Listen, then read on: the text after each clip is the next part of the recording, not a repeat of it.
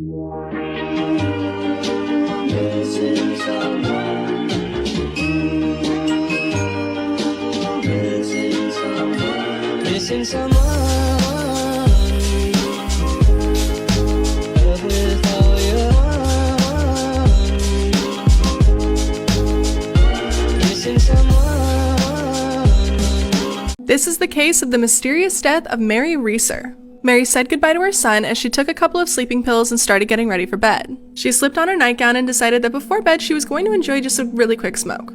But that would end up being the last one that Mary ever had.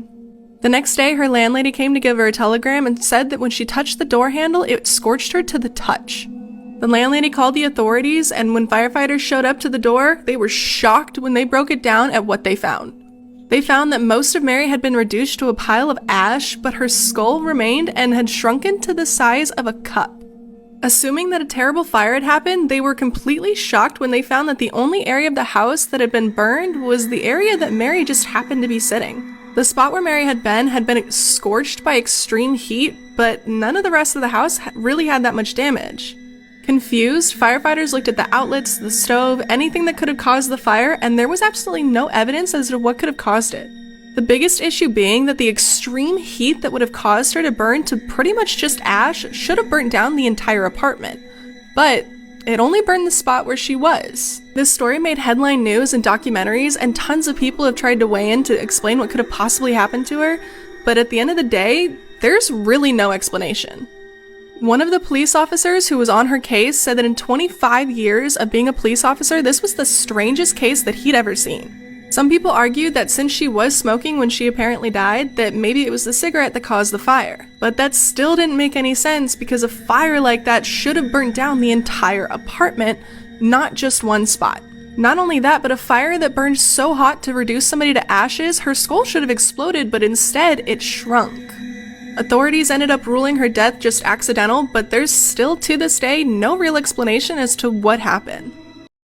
Received this as a gift. Once there was a girl named Lucy who received a strange gift from someone unknown. She was so excited, so she opened the package quickly, but she could have never expected what was inside the box. She pulled out a doll, but it wasn't just a regular doll. It was bald, covered in cracks, and something was wrong with his teeth. They looked pointy and beastly, almost like they were made from real animal teeth. She told her mom she needed to throw it out, but her mom told her to be grateful, so Lucy put the doll in a cupboard under the stairs so she wouldn't have to look at it. But at night, something terrifying happened. Right before she was about to fall asleep, she heard a small voice say, "Lucy, I'm on the first step." In the morning, she told her mom, who dismissed it and said that she was just having a nightmare, so Lucy went to school as normal and tried to ignore it as much as possible. But the next night she heard the same voice again. "Lucy, I'm on the fourth step." She kept telling herself it was just a dream, until the same voice returned a third time, but this time louder and closer. "Lucy, I'm on the top step." The next morning her parents found that in the middle of the night, Lucy must have tried to go downstairs to go to the bathroom and fell and broke her neck. During the funeral, her toys, including that doll, was buried with her. Her mother said Lucy loved her dolls. Now they can be together forever. Utoya Massacre.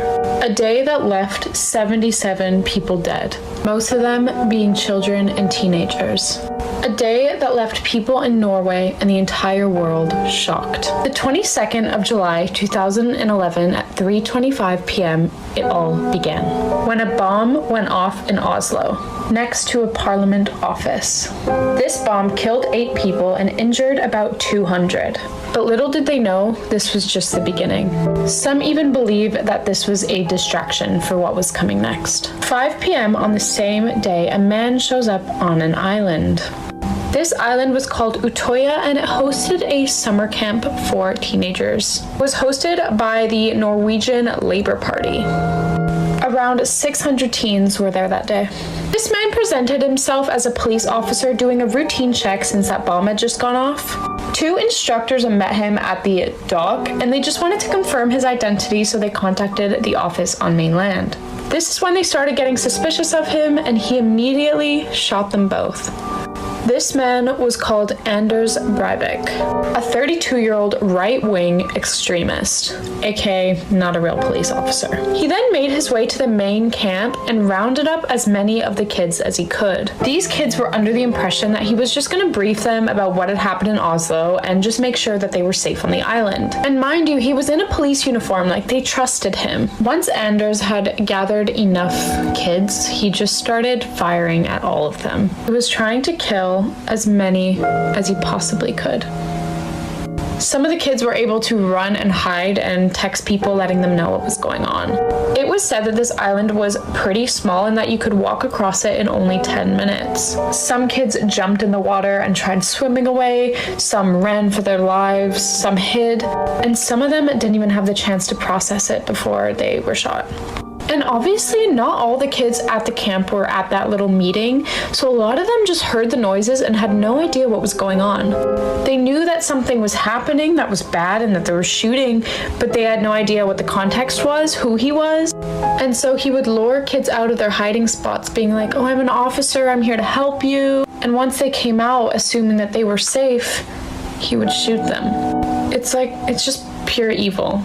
47 kids managed to barricade themselves in an abandoned cabin. Anders was using an automatic gun, and these kids in the cabin thought that there was multiple shooters because of how much he was shooting. This is nowhere near the end of the story. Stick around for part 2 to see what happened next. Part 2 of the Utoya massacre. Back to the 47 kids that locked themselves in the cabin. Those poor kids waited in the cabin for 4 hours. Mind you, some of these kids had seen the shooter already, so they knew he was in a police uniform. And so when the actual police showed up, they were petrified. They thought they were gonna die. It must have been terrifying, but also a relief when they realized they were being saved. The whole mass shooting lasted an hour and a half. 69 kids died and 32 were injured. 2 of the youngest victims were only 14. At the time, this was the biggest attack to happen in Norway since World War II. Now, you're probably wondering how the police didn't get there sooner. It had gone on for an hour and a half. So they knew about the shooting really early on. Apparently, law enforcement didn't have access to a helicopter or any quicker means to getting to the kids. So they just had to make the long journey there. Now, the shooter Anders himself had actually called the police to surrender twice during the shooting. But between the calls, he just kept shooting all the kids. Luckily, there were a lot of campers around the area who actually ended up saving 150 kids altogether. These campers were heroes. They were going back and forth to the island, trying to get kids out of the water, saving them from drowning, and doing their best to get everyone they possibly could to safety. Similar to all those kids that hid in the cabin, when the police did show up, every child on the island was terrified. They weren't sure if they were real or not, or if they could trust them. The kids apparently begged the police to just drop their guns. The police then detained Anders, and the world would learn of the horrific events of that day. They then psychologically examined Anders. They determined that he had paranoid schizophrenia and that he was psychotic during this shooting. He was said to be criminally insane. This next bit kind of confuses me. A year later, they apparently re-examined him, and it was determined that he was actually sane, and so the courts ruled him as sane. This next part will probably infuriate you as much as it did me. Anders was only given 21 years in jail. In my opinion, not enough. This man killed 77 people, 69 of them being children, over politics. The entire event was simply politically motivated. It was also said that he joined a neo-Nazi group in prison. I just pray somehow he never gets out. He doesn't deserve to.